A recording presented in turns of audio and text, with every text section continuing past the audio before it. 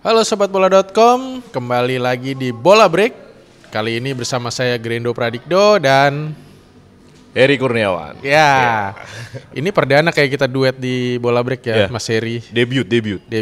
Oke. Nah, di Bola Break kali ini kita mau bahas soal pertandingan Timnas Indonesia nih Mas di Piala AFF 2024. Kebetulan terakhir menghadapi Laos di Stadion Manahan Solo.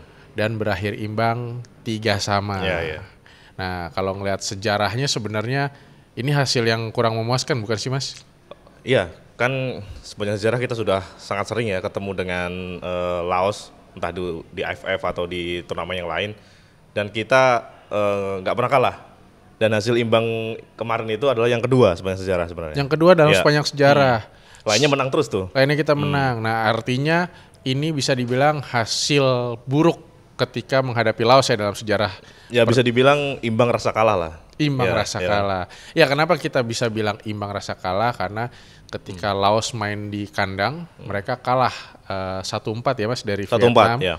Tapi ketika mereka bertandang ke markas Timnas Indonesia, mereka bisa mendapatkan 1 poin berkat skor 3-3.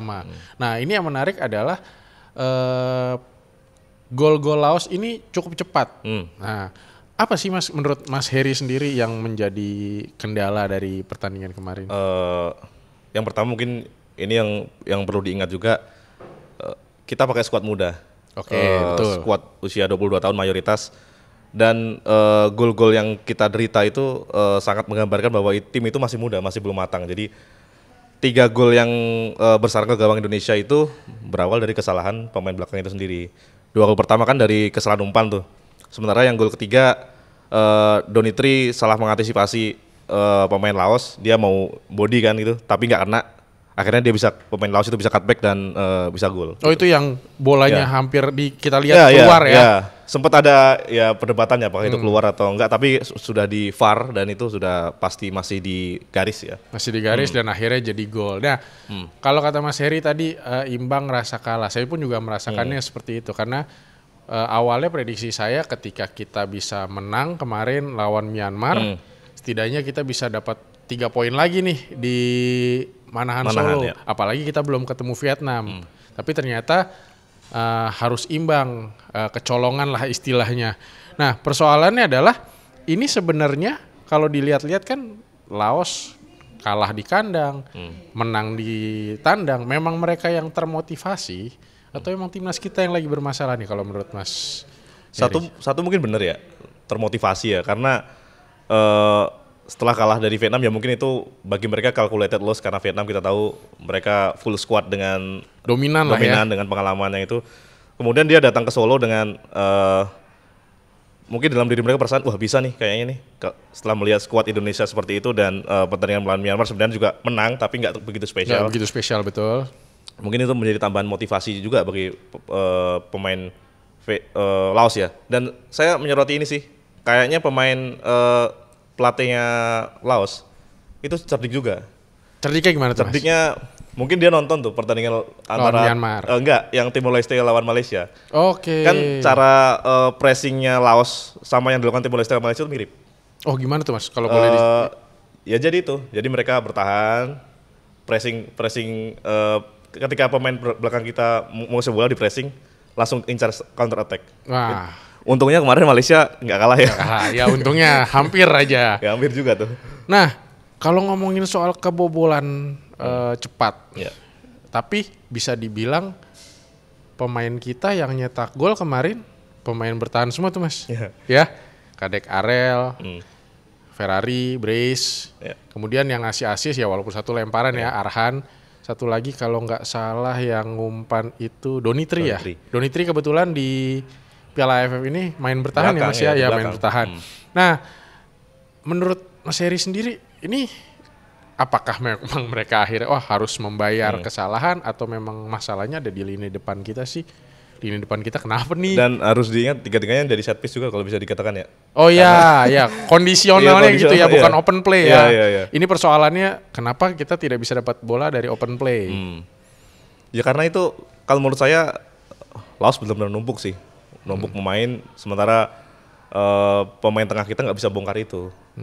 Banyak pengamat nih Mas bilang Sinteyong itu coba-coba. Mungkin ya karena kita juga kan di sini pakai skuad muda ya. Istilahnya bisa dibilang ya mencoba memberikan menit bermain untuk masa depan mereka. Tapi banyak juga yang tidak setuju bahwa ya Piala AFF ini bagaimanapun tetap turnamen yang punya gengsi di Asia Tenggara. Nah, menurut Mas Heri sendiri di kondisi kemarin kita masih pemain muda, lawan pun bisa dibilang ya punya usia dan pengalaman yang lebih baik. Ini arahnya positif apa enggak? Soal coba-cobanya ya? Iya. Ya sebenarnya mungkin kita juga bisa memahami keputusan Sintayong ya, karena ada beberapa perubahan kan di line up-nya dibanding Myanmar. Mungkin dia awalnya cukup pede juga, maksudnya ngeliat Laos nih bisa lah ini ubah beberapa posisi, karena harus diakui juga Piala AFF jadwalnya padat sekali. Oh iya betul. 3 hari sekali harus main home and away, kandang harus naik pesawat juga, mungkin waktunya habis di jalan. Itu juga Sintayong ngeluh itu sih. Mungkin salah satu pertimbangan utama rotasinya itu. Kalau menurut Mas itu gimana? Nah, kalau menurut aku setuju soal Mas ketika bilang ini terlalu banyak di perjalanan. Iya. Karena kalau kita ingat sejarahnya Piala AFF dari Piala Tiger, ya kayak 2016 lah yang terakhir sebelum berubah format. Iya. Kita main home turnamen dulu, ya entah di Filipina, entah di Malaysia, atau waktu 2010 di Indonesia. Semua main di sini, tim-tim ya udah punya pemainnya itu, terus tidak ada terkendala jadwal harus pulang pergi, dan akhirnya tim bisa maksimal. Dan memang dari 2018 pun ketika waktu itu Bima Sakti, saya ingat pelatihnya itu harus merasakan bagaimana bertandang ke Thailand, menjamu Timor Leste dan Filipina di sini. Bahkan lawan Timor Leste aja waktu itu kita nggak bisa menang di GBK. 3-1 kayaknya Mas. 3-1. Menang. Menangnya cuma itu, yang lain. Oh, Filipina maksud saya waktu lawan Filipina. Sorry, yang terakhir itu Filipina ya berarti ya. Ya sorry.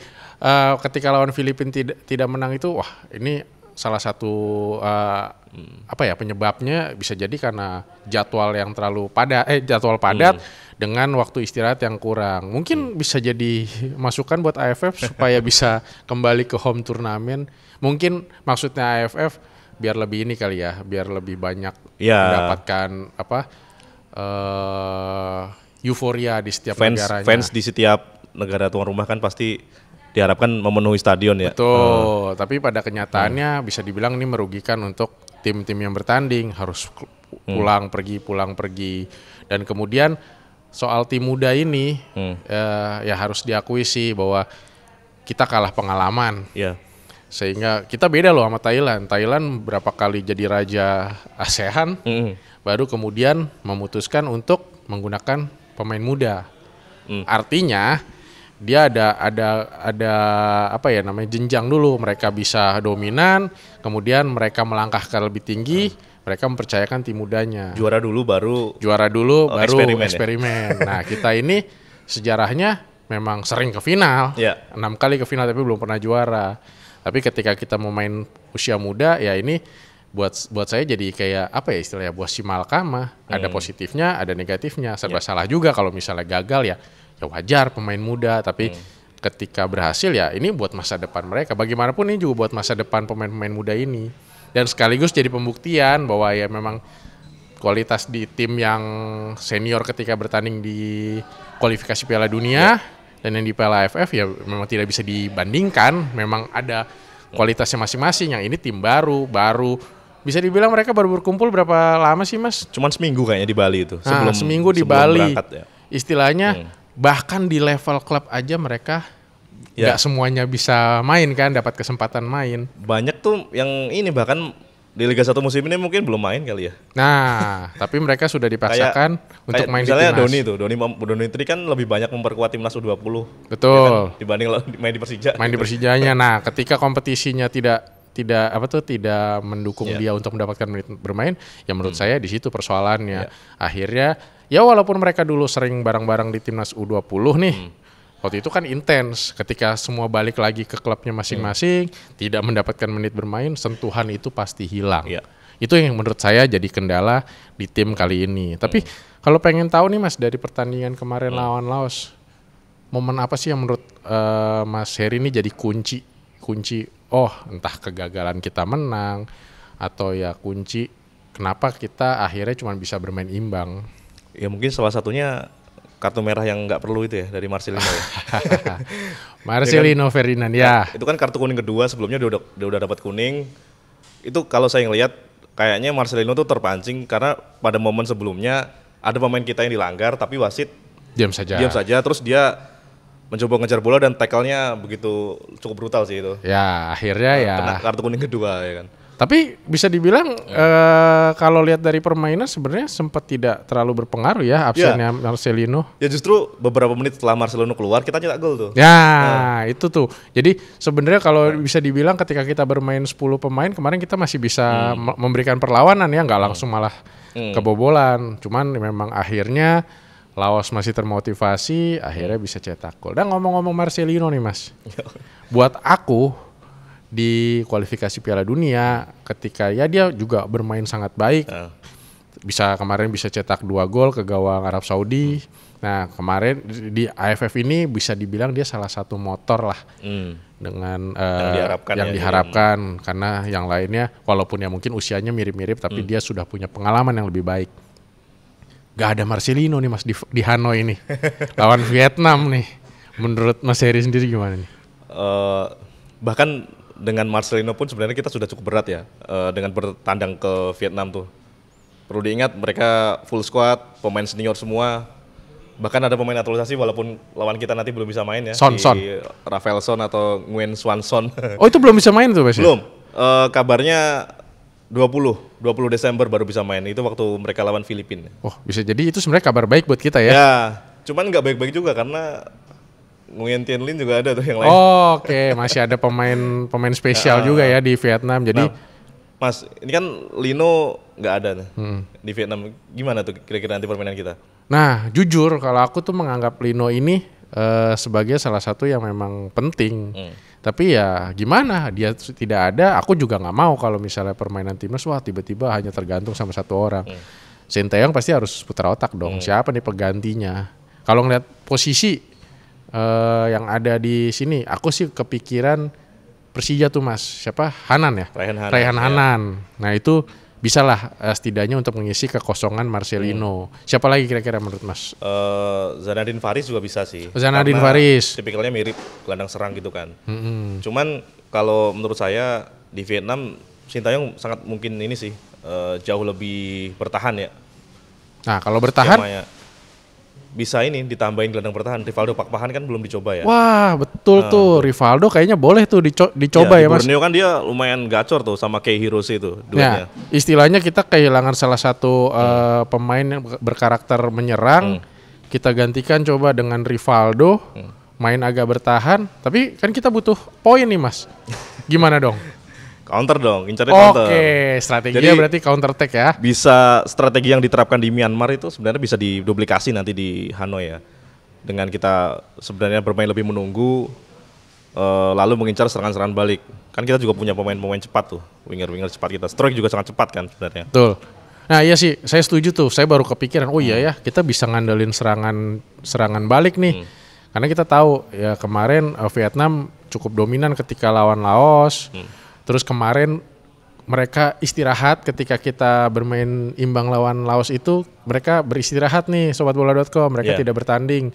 Yang tanding Filipina lawan Myanmar imbang ya. Kita lawan Laos. Nah, Vietnam akan bertanding lagi setelah istirahat cukup panjang, mempunyai waktu persiapan yang lebih baik dari kita. Pastinya mereka ya menyambut kita dengan strategi yang mungkin akan bikin kita ketar-ketir nih. Tapi ya balik lagi tadi, mungkin benar kata Mas Heri tadi, bertahan lebih dulu adalah kunci nih, dengan harapan serangan balik. Tapi kalau misalnya ngomongin serangan balik Mas, kita siapa yang bisa diandalin nih Mas untuk serangan balik? Kalau ngelihat sebenarnya striker kita belum nyetak gol sama sekali di Piala AFF ini sebenarnya ya agak sulit juga. Cuman Stroik jelas harus dipasang sejak awal. Dia seharusnya dipasang lebih ke sentral ya, sementara Di sayap mungkin Victor Detan tuh bisa, kan selama ini Detan selalu dipasang di babak kedua ya. Betul ya. Mungkin bisa dicoba jadi starter tuh Detan. Menarik tuh karena bisa dibilang permainannya juga lumayan bagus kemarin tuh di babak kedua. Apalagi saya lihat pas ketika lawan Myanmar pergerakannya juga lumayan. Kombinasi dengan striker. Betul. Sering beberapa kali kombinasi walaupun ya memang masih belum bisa menghasilkan gol ya di pertandingan itu untuk si Detan tadi. Mas, ngomong-ngomong soal ini kan. Belakangan kan Asia Tenggara kayaknya lumayan ini ya, getol mempekerjakan pelatih Korsel.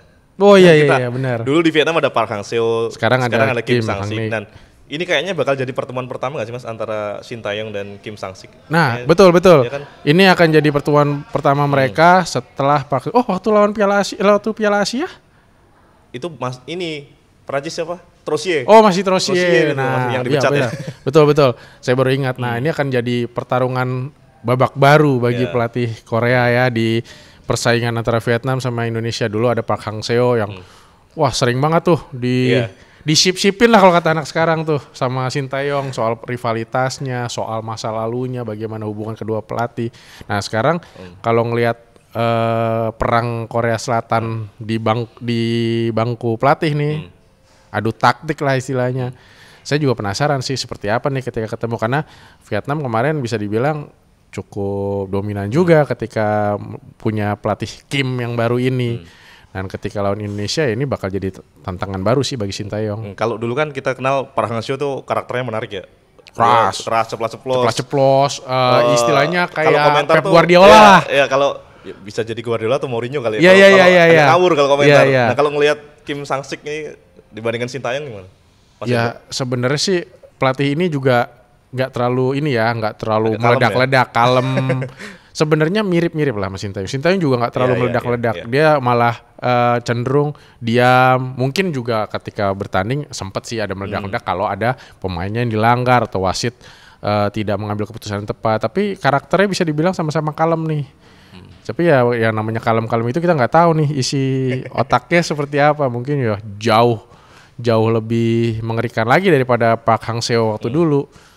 Yang pasti menurut saya nggak akan ada cywar yang terlalu besar dari pelatih. Kalau Park Hang-seo dulu kan suka melempar cywar ya. Bahkan dulu saya ingat di AFF semifinal 2022 kan main di GBK tuh leg pertama. Nggak salaman itu. Ya itu cywar banget tuh. Shin Tae-yong sama Park Hang-seo tuh. Seakan-akan rivalitas tinggi. Tapi ya kita lihat besok salaman nggak nih mereka berdua gitu kan. Itu awalnya. Nanti kalau kita lihat salaman atau enggak, kita lihat bagaimana di lapangan. Mas, Vietnam di era Park Hang-seo kan begitu dominan tuh. Mereka bahkan juga kayak kita sekarang bisa ke round 3 kualifikasi Piala Dunia. Betul. Sebagian dari skuad itu pun masih bertahan di eranya Kim Sang-sik kan. Ada nggak sih Mas pemain yang menurut Mas di skuad sekarang yang ini menarik nih? Ya aku sih tetap yang ada top of mind-ku ya Nguyen Tien Linh itu. Oh iya. Karena menurut aku ya sebenarnya ada sih beberapa termasuk yang kasar tuh siapa lupa aku. Don Van Hau itu nggak ada. Nah tapi untungnya sekarang nggak ada ya. Itu dulu itu ya. Walaupun kasar itu menurut aku itu salah satu cywar yang dimiliki Vietnam untuk mempengaruhi permainan lawan. Benar.